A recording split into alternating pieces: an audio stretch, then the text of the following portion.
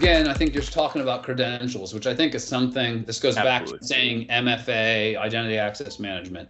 Yep. All this stuff is ridiculous and a waste of time if you give up the keys.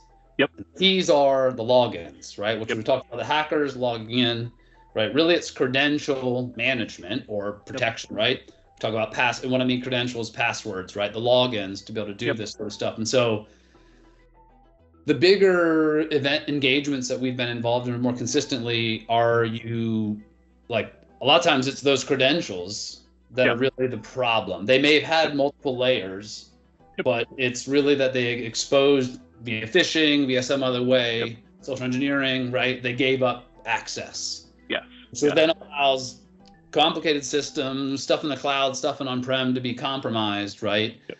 So I think that's one of the things I've noticed is that, or it seems like if people could somehow firewall themselves or air gap themselves from the credentials themselves, and I know there's PAM tools, right? Privileged access management tools that are now coming into play, but we haven't seen a ton of engagements really where they had a third party managing infrastructure or something where there was as much exposure if it was like an internal team. So it's almost like these internal teams are riskier to the business. And Yes. I don't want to say that in a bad way, but it just seems like at times that may be the case. Yeah, I think there's a little bit of efficiency by scale that happens. So, for instance, we know that really we are third-party risk to our customers. That if we get hit, our customers are exposed. So we take all kinds of measures to layer on security and make sure that doesn't happen.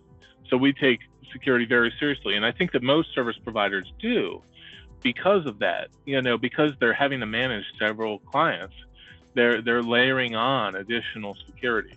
A lot of traditional IT in a data center on premises really is almost protected behind the firewall. They're comfortable, so there may not be as many proactive controls in place as there are in cloud environments and in service provider managed environments.